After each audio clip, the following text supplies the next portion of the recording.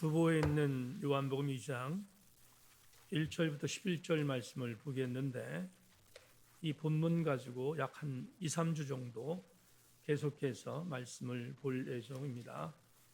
잘 참고하실 수 있기를 바랍니다. 사흘째 되던 날 갈릴리 가나에 혼례가 있어 예수의 어머니도 거기 계시고 포도주가 떨어진지라. 예수의 어머니가 예수에게 이르되 저들에게 포도주가 없다 하니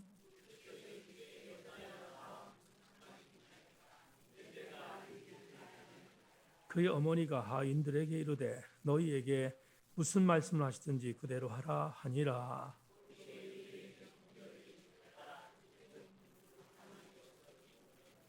예수께서 그들에게 이르시되 항아리에 물을 채우라 하신즉 아기까지 채우니 연회장은 물로 된 포도주를 맛보고도 어디서 났는지 알지 못하되 물도온 하인들은 알더라. 연회장이 신랑을 불러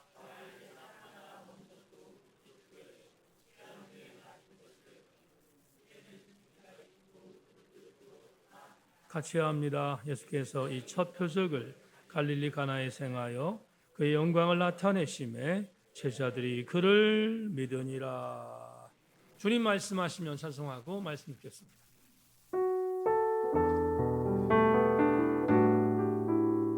주님 말씀하시면 주님 말씀하시면 내가 나가리다. 주님 뜻이 아니면 내가 멈춰서리다.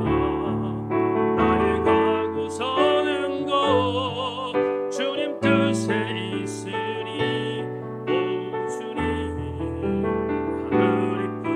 다시 한번 주님 말씀하시면 주님 말씀하시면 내가 나가리다.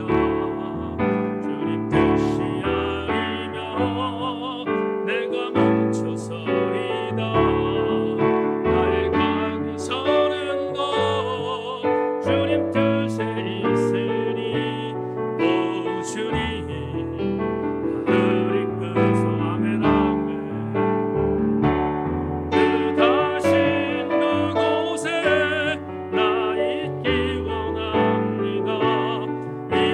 이끄시는 대로 순종하며 살리니 연약한 내 영혼 복마여 일하소서.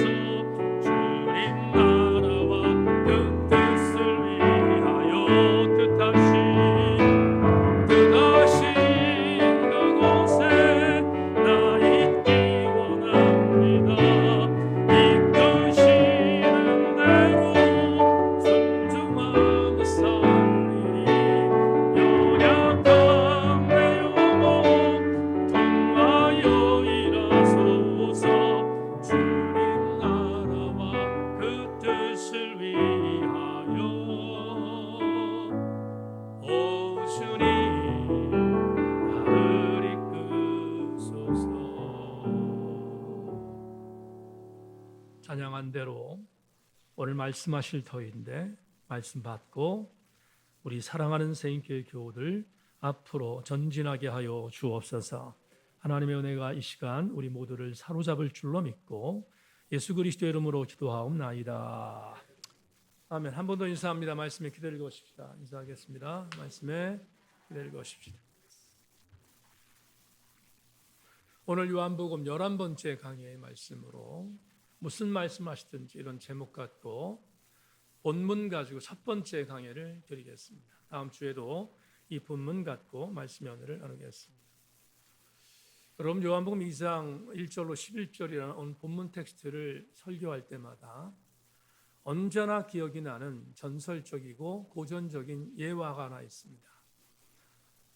아주 오래전에 저도 들었던 그리고 읽었던 예화인데 오늘 또 굉장히 오래간만에 요한복음 2장 본문이 되었으니까 그 고전적인 예를 하나 말씀을 드리고 그러나 만들어 놓은 예화가 아니라 진짜 일어났던 예화이기 때문에 여러분들에게 피부로 와닿을 수 있을 것 같아서 고전적인 예화의 말씀을 함께 드리겠습니다. 영국에는 옥스포드라는 대학과 유명한 사학인 케임브리지 대학이 있습니다.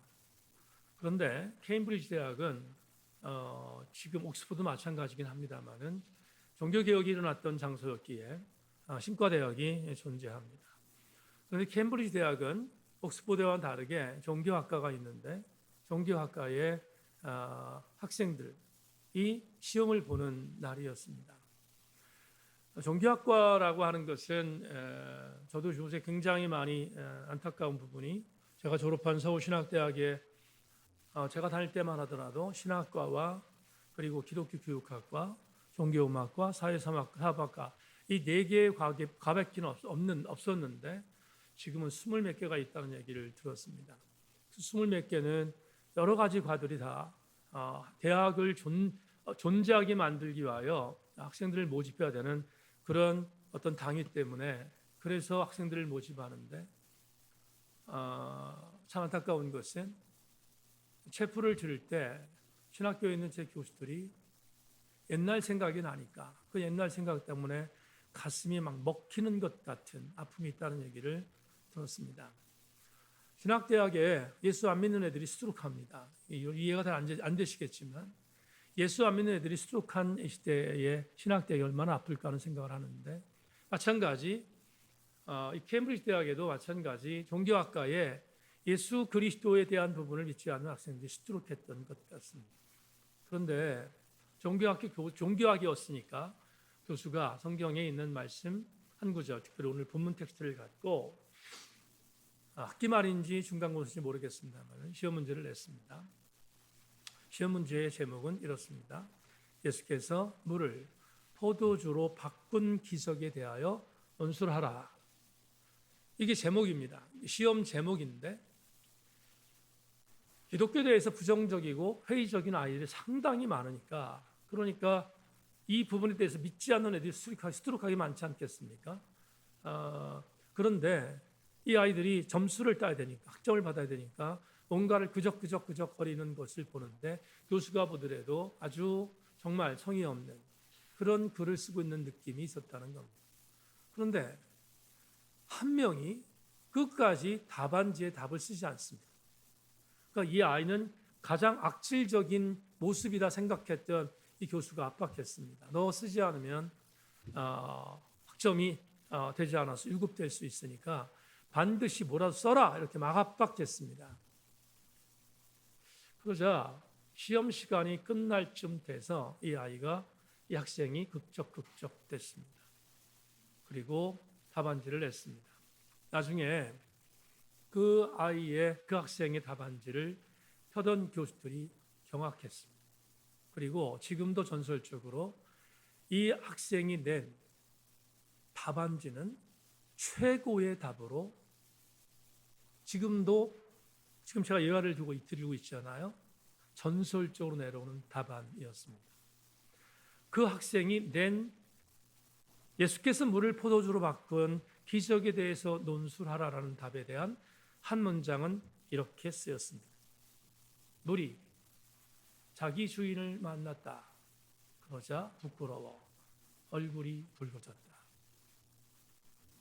와, 대단하지 않습니까? 정말 이 얼마나 아름다운 답입니까? 물이 주인을 만났습니다. 물의 창조주는 주님이시잖아요. 물이 주인을 만났습니다. 순간 너무 감격적이라서 부끄러워졌습니다. 얼굴이 붉어져 포도주가 되었다. 와, 정말 기가 막힙니다. 여러분, 그런데 이 답을 쓴 학생이 훗날 영국의 위대한 시인인 바이런으로 우리에게 알려져 있습니다. 이 본문을 가지고 고전적으로 느낄 때마다 지금 이 바이런의 이 답이 제게 와닿습니다. 왜냐하면 물이라고 하는 한 성분이 포도주라고 하는 전혀 다른 성분으로 바뀐 사건은 다른 표현이 없습니다. 그건 기적이었기 때문입니다. 요한복음에는 총 7개의 기적이 등재되어 있습니다. 요한복음 저자는 아주 교묘하게 7개의 기적을 독자들이 읽도록 중간중간에 배열해 놓았습니다. 그 7가지 기적은 다 의미가 있는데 그 7가지 기적을 빠른 속도로 한번 알아보겠습니다. 요한복음 2장에 있는 오늘 본문에 있는 첫 번째 기적은 물로 포도주를 만든 기적입니다. 두 번째는 요한복음 4장에 있는 신하의 아들을 치유하신 기적이고, 세 번째는 베데스다 연못가에 있었던 38년 된 병자를 주님이 찾아가셔서 고쳐주신 기적입니다. 네 번째, 오병이어로 5천 명을 먹인 기적이고, 다섯 번째, 갈릴리 물 위를 걸으셨던 기적입니다. 여섯 번째, 나면서부터 소경된 자를 보게 하신 기적이고, 일곱 번째, 마지막 클라이맥스는 죽었던 나사로를 다시 살리신 기적입니다. 그런데 이 7가지 기적은 전부 다 신학적인 함의를 담고 있습니다. 제 서울신학대학교 제 은사 교수이셨던 이상훈 박사님이 신학학자거든요. 이 박사님이 주석서에다가 이 7가지의 기적에 대한 신학적인 함의를 이렇게 담았습니다. 여러분 자막 보십시오. 물을 술로 변화시키는 것은 질적인 기적이고, 왕의 신하를 고친 일은 백리라 떨어진 거리의 거리적 공간의 기적이며, 베데스다 병자의 치유는 시간의 기적이고, 오병이어의 기적은 양의 기적이며, 물 위를 걸으신 것은 자연 법칙의 한계를 뛰어넘는 기적의 선언이고, 나면서부터 보지 못한 소경을 고치신 기적은 인간의 운명을 지배하는 기적이고, 나사로를 살린 사건은 인간의 절망적 극치인 죽음을 극복할 수 있음을 보여준 기적이다. 이상훈 박사의 주석이 아주 제가 저를 가르쳤던 교수님이셨기 때문에 그런지는 모르지만 제가 가슴에 담고 있는 대단히 중요한 신학적인 함의라고 생각을 합니다.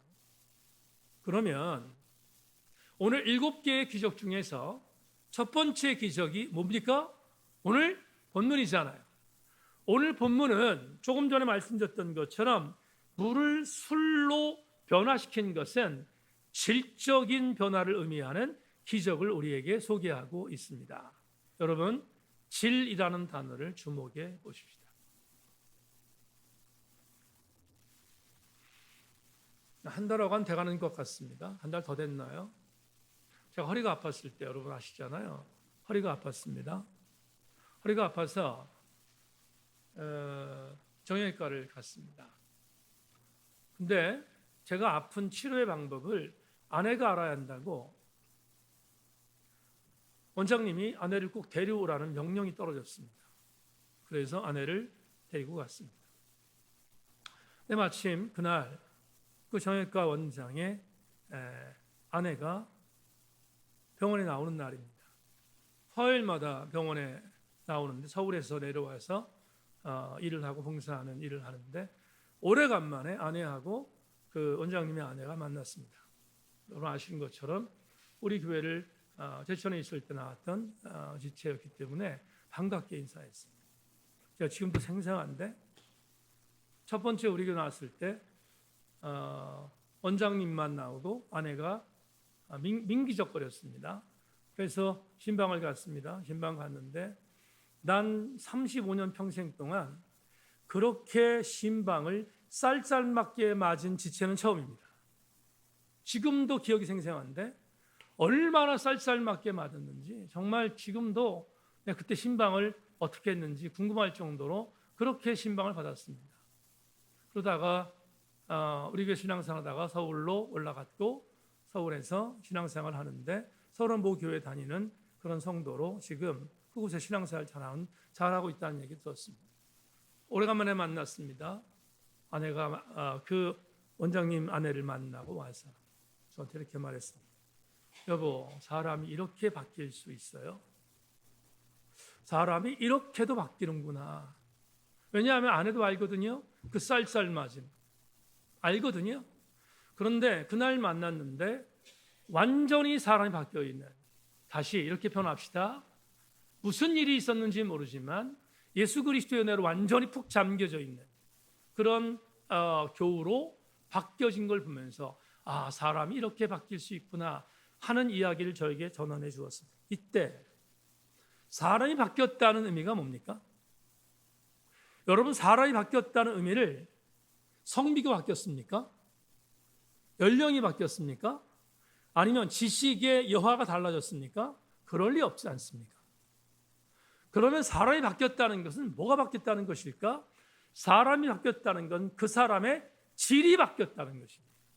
질이 바뀌었다는 말을, 질이라고 하면 그 사람이 포함하고 있는 육체적인 부분의 어떤 동위원석이 바뀌었습니까? 그런 거 아닙니다. 그러면 사람이 질이 바뀌었다는 것은 과연 무엇을 의미하는가?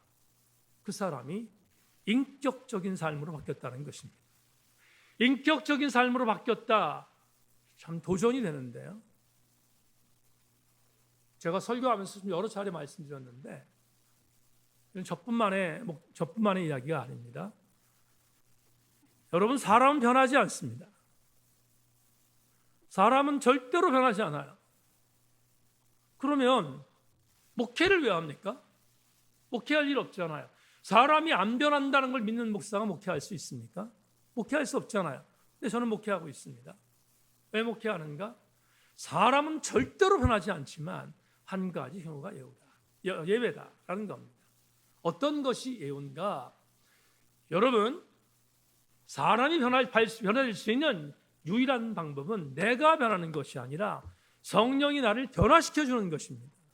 성령이 나를 변화시켜 줄 때 사람 변할 수 있다고 믿기 때문에 목회를 하는 것이고 여러분 신앙생활 하는 거잖아요. 그런데 보십시다.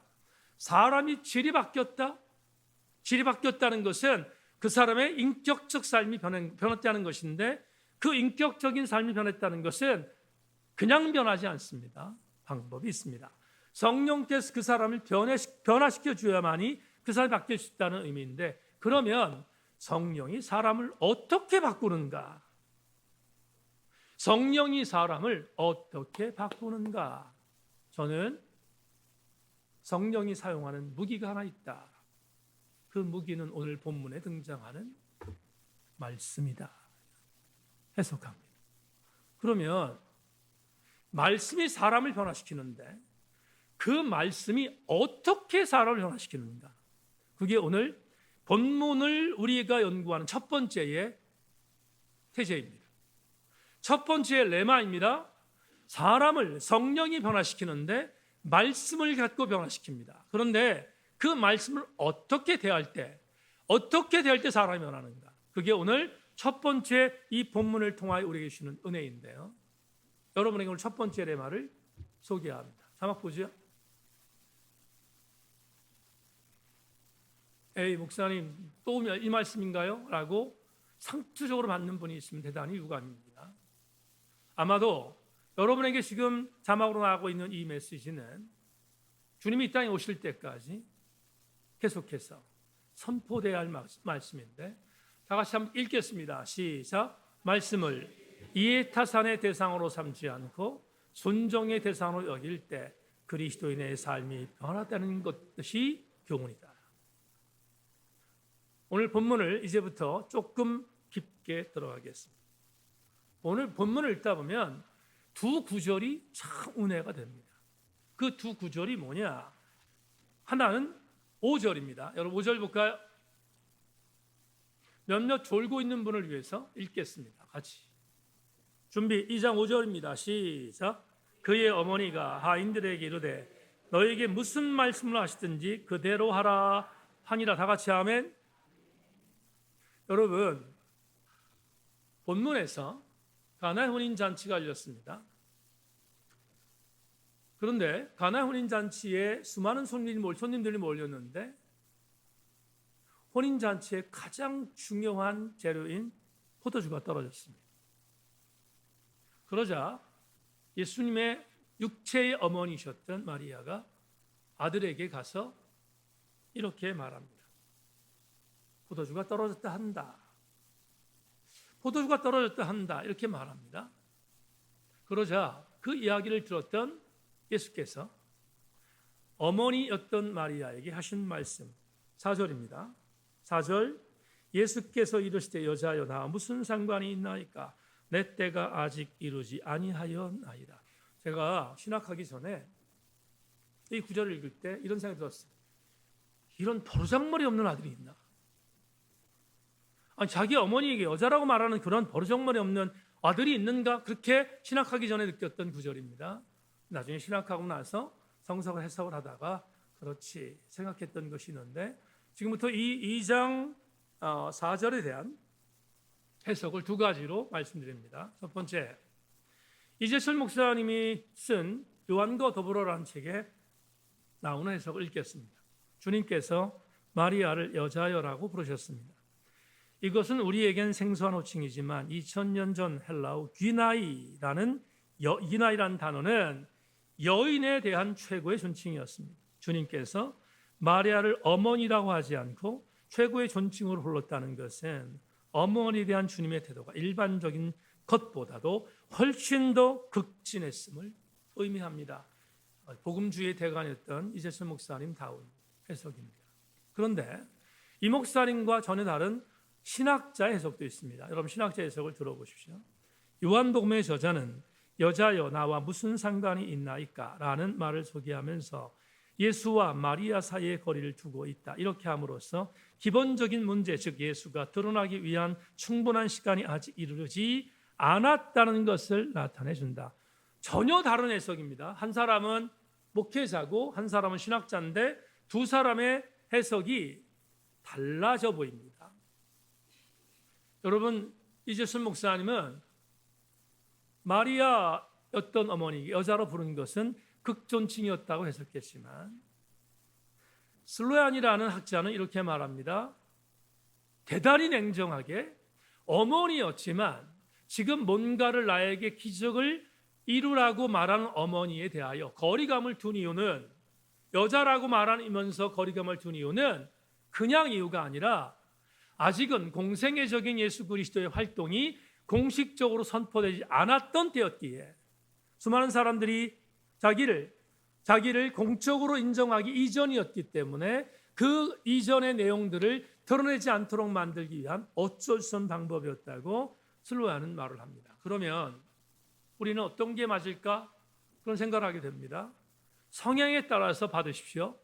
이재철 목사님이 좋은 사람은 그쪽에 아멘하고 슬로얀의 말에 좋은 사람은 슬로얀 말에 아멘하십시오. 그건 제가 여러분에게 선택의 기회를 드리겠습니다. 그러나 한 가지는 동일합니다. 뭐가 동일한가? 분명히 거절했습니다. 지금 어머니 마리아의 요청에 대하여 거절했습니다. 그런데 거절을 당했던 마리아가 이렇게 말합니다. 다시 여러분 오늘 본문에 있는 말씀 가운데서 우리가 주목할 게 있는데 5절로 돌아가겠습니다. 제가 정말 의미 있게 받아들인다는 구절인데요. 5절 다시 한번 자막 보겠습니다. 그의 어머니가 하인들에게 이르되 너희에게 무슨 말씀을 하시든지 그대로 하라 하니라. 지금 거절당했습니다. 어머니는 예수 그리스도에게 아들에게 거절당했습니다. 그런데 거절당한 마리아가 하인들을 부릅니다. 하인들을 불러서 하인들에게 이렇게 말합니다. 뭐라고 말하는가 하면 지금 내 아들 예수가 무슨 말씀을 하든지 간에 그대로 하라. 여러분 외경에 우리가 지금 정경으로 인정하는 외경의 전설에 보면 이 집은 마리아의 먼 친척이었던 샬로메의 집이라고 말하고 있습니다. 우리가 뭐 그 말씀을 믿든지 안 믿든지 그건 외경에 있는 거니까 그건 여러분 자유라고 생각하는데 한 가지 분명한 추측은 가나의 혼인잔치가 열렸던 그 집은 예수님과 마리아와는 막역지간의 관계였을 것은 분명합니다. 그러니까 이렇게 지금 물이 떨어져서 아들에게 뭔가를 요구했지만 거절당했던 어머니 마리아는 하인들을 불러서 뭔가를 명령할 수 있는 그런 관계였다는 겁니다. 이해하셨죠? 그런 관계였습니다. 그래서 하인들을 불렀습니다. 불러서 이렇게 말합니다. 내 아들 예수가 무슨 말을 하든지 간에 그대로 행하라. 이렇게 명령합니다. 자, 그러면 우리는 여기서 아주 중요한 것을 발견하게 되는데요. 주인은 아닙니다. 혼인잔치의 혼주는 아니었습니다. 그런데 혼주와 관계에 있었던 어떤 주인이 와서 지금 포도주가 떨어졌습니다. 포도주가 떨어졌는데 이 포도주가 떨어진 것에 어떤 방법이든지 간에 지금 위기가 봉착해 있는데 그 위기를 이기도록 만들기 위하여 뭔가를 제시했던 마리아의 얘기를 듣고 바인들은 생각했습니다. 무슨 말씀을 하시든지라는 이 말이 과연 뭘까라고 주목했습니다. 마침 그 집에는, 여러분 이 땅은, 여기는 가나니까 가나안 유대 땅이었거든요. 유대 땅은 언제든지 건조한 땅입니다. 바깥에서 샌들을 신고 다녀야 되는데 샌들을 신고 다니면 발이 더러워집니다. 더러워지면 어떤 집을 가든 간에 그 발을 닦아야 할 물 항아리가 준비되어 있습니다. 그래서 발을 씻고 집에 들어가야 되니까 이 집도 마찬가지였는데 특별히 혼인잔치가 열렸으니까 수많은 사람이 모였습니다. 그런데 그 가나의 혼인잔치가 열렸던 집에는 물 항아리가 6개가 있다라고 성경은 말합니다. 6개는 대단한 겁니다. 여러분 한 개당 6갤론이라고 하면 굉장히 많은 어떤 의미인데요. 그런데 그 물이 비어있는 항아리, 그 항아리에 예수께서 이렇게 명령하십니다. 아이들에게 물을 갖다 채우라는 겁니다. 물을 갖다가 채워라. 아이들은 이 명령에 대하여 순종합니다. 우리가 흔히 쓰는 말로 순종합니다. 왜 순종했을까? 그건 하인의 습성입니다. 하인들은 시키는 대로 하면 됩니다. 그렇죠? 시키는 대로 하면 됩니다. 그러니까 2장 5절 말씀에서 하인들에게 마리아가 무슨 말씀을 아들이 하든지 간에 그대로 행하라는 말을 그냥 순종하는 것 할 수 있습니다. 그게 하인이 갖고 있는 습성이기 때문에 그렇습니다. 여기 어떤 의미를 부여하고 싶지는 않아요. 하인들은 자기들이 시키는 일만 하면 되는 사람이니까 충분히 그럴 수 있다는 것입니다. 그런데 또 하나의 구절이 있습니다. 이 구절은 8절에 있습니다. 여러분 8절로 가겠습니다. 8절을 보면 8절 전반절과 후반절을 나눠서 보겠습니다. 자, 지금 물을 채웠습니다. 항아리 6개에 물을 채웠습니다. 그러니까 물이 충만한 겁니다. 충만한 겁니다. 그런데 8절을 보니까 이번에는 이렇게 주께서 하명하십니다. 8절 전반절, 이제 떠서 연회장에게 뭐하라? 갖다 주라. 하인들은 이 명령에 대해서는 머뭇거렸을 것입니다. 아무리 하인이라 할지라도 지금 연회장은 포도주가 떨어졌기 때문에 난리가 났는데 하인들이 물을 갖다 주면, 잘못하면 하인들이 엄청난 곤란을 당할 수 있는 가능성이 있었기 때문입니다. 그러니까 물을 갖다 떠다 주라는 명령은 정말로 쉽지 않았을 겁니다. 아무리 생각하고 양보해도 정말 쉽지 않은 명령이었을 것입니다. 그런데 8절 하반절 감동입니다. 8절 하반절 뭐라고 있습니까? 명령 떨어졌습니다. 그랬더니 뭐라고? 갖다 주었다 이렇게 말합니다. 이 말을 다른 말로 표현하면, 우리가 흔히 쓰는 기독교적 용어로 말하면 뭐 한 겁니까? 순종한 것입니다. 순종했습니다. 그러자 순종한 결과물이 나옵니다. 9절과 10절 같이 읽겠습니다. 준비. 9절 10절입니다. 시작. 연회장은 물로 된 포도주를 맛보고도 어디서 났는지 알지 못하되 물도운 하인들은 알더라. 연회장이 신랑을 불러 말하되 사람마다 먼저 좋은 포도주를 내고 취한 후에 낮은 것을 내거늘 그대는 지금까지 좋은 포도주를 두었도다 하니라. 해피엔딩입니다. 지금 물을 갖다가 떠줬습니다. 하인들은 어떤 의미로 정말 몰매 맞을 각오를 하고 물을 갖다 떠준 것입니다. 그런데 갖다가 떠주었더니 그 물이 최고의 포도주로 변화되었다라고 성경이 말합니다.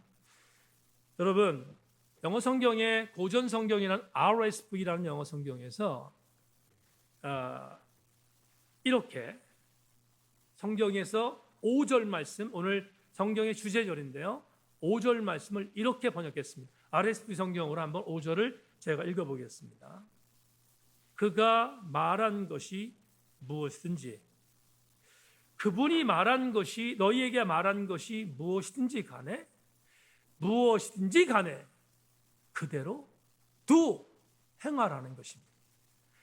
여기 forever라는 단어가 나오는데요. 어떤 말씀을 하든지 상관없는 겁니다. 상관없어요. 무슨 말을 하든 간에 상관없이 그대로 행하라. 그러면 우리는 이런 생각을 하게 됩니다. 야, 이게 말이 되나? 이게 말이 되나? 왜 이게 여러분 질문하냐면 지금 2024년의 시각으로 이 본문을 보면 아주 우습거든요. 왜 우스울까? whatever라는 뜻, 이 단어 때문에 그런데 2024년에 여러분 팬데믹 3년을 겪고 2024년에 오늘 현대적 감각의 신앙의 여정 안에 있다는 우리들에게 나도 모르게 잠식된 위기가 있습니다. 그 위기가 뭔가 하면 이것입니다.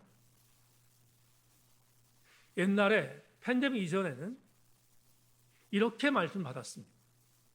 그래, 목회자가 뭔가를 이야기하고 뭔가를 선언하고 뭔가를 해석하면 그러면 의미가 있을 거야. 그 안에 나름대로의 의미가 있고 함축적인 영적인 어떤 의지가 있기 때문에 목회자가 그렇게 얘기했을 거야라고 순종하는 경향이 많았습니다. 팬데믹 지나고 나서 확 바뀌었습니다. 어떻게 바뀌었는가? 이제는 강단에서 뭔가를 얘기해도 나에게 이성적으로 해석되지 않으면 행동하지 않습니다. 제가 월요일 날 동기 모임이 있어서 서울에 좀 올라갔다 왔는데요. 친구들과 만나서 함께 이야기를 하고 나누고 그리고 교제를 하는데 정말 오래간만에 만난 친구 한 명이 저한테 이렇게 말했습니다. 이 목사, 팬데믹 지나고 나서 교회가 좀 많이 회복됐냐? 묻길래 제가 이렇게 말했습니다. 팬데믹 이전에 우리 교회에 나왔던 성도들 중에서 젊은 성도들 중에 약 10% 이상은 지금 교회를 나오지 않아. 그랬더니 그래, 그게 니네 교회도 마찬가지구나. 니네 교회도 그런 어떤 영향이 있구나. 거의 엇비슷해 이런 얘기를 했습니다. 제가 친구의 말을 듣고 이런 얘기를 했습니다. 근데 친구야, 팬데믹 끝나고 나서 그 지체에게 뭔가를 다시 회복하도록 만들기 위해서 이것도 해봤고 저것도 해봤다. 그리고 이것도 해봤고 저것도 해봤다. 쭉 해봤다. 근데 조금도 움직이지 않아. 방법이 없는 것 같아. 왜 그럴까? 이제는 이성적인 차원에 있어서 내게 조금이라도 손해가 되면 받아들이지 않습니다. 그게 팬데믹의 저주입니다. 근데 말입니다. 우리 교우들에게 이렇게 말하고 싶습니다. 그러면 그걸 담임 목사는 모를까? 압니다. 그냥 아는 게 아니라 너무 잘 압니다. 그러면 둘 중에 선택해야 됩니다. 뭘 선택해야 되냐면 그 성도의 방향성. 근데 그 성도는 이런 얘기합니다. 목사님, 저는 유튜브로 예배를 잘 드리고 있습니다. 저는 교회를 안 나갈 뿐이지 유튜브로 예배를 잘 드리고 있습니다. 이렇게 말해요. 할 말이 없어요. 할 말이 없는데 그런데 그걸 알고 있습니다. 그걸 알고 있는데 그러면 이렇게 하는 것이 정상입니다. 아, 자유롭게 해야 되는구나. 자유롭게 만들어주는 것이 목회자가 할 수 있는 유일한 방법이야 라고 생각하고 자유롭게 만들어줘야 합니다. 근데 항상 질문합니다. 근데 그러면 그게 무슨 목회지? 그게 목회일까? 그게 목회자인 저에게는 엄청난 갈등입니다. 여러분, 팬데믹 이전으로 돌아갈 수 있습니까? 여러분 어떻게 생각하십니까? 팬데믹 이전으로 돌아갈 수 있습니까? 돌아갈 수 없습니다. 저도 알아요. 저도 알아요. 팬데믹 이전으로 돌아갈 수 있는가? 코로나 이전으로 교회가 돌아갈 수 있는가? 하늘이 두 쪽이라도 못 돌아간다고 압니다. 그런데 말입니다.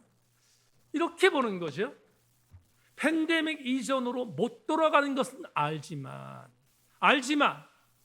하나님의 교회 성도들에게 말씀이 성령의 검으로 적용되어지면, 말씀의 검으로 적용되어지면 사람이 변화된다고 믿고 있는 목사는 이렇게 믿는 겁니다. 팬데믹 이전으로 돌아가지 못하지만 성령의 역사를 통하여 말씀이 그들에게 적용되면 팬데믹 이전으로 돌아갈 수 있다고 믿는 게 목사지.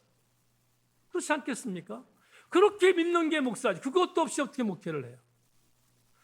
여러분, 오늘 말씀이 이렇게 정리되는 것입니다. 여러분, 말씀은 재단하는 것이 아닙니다.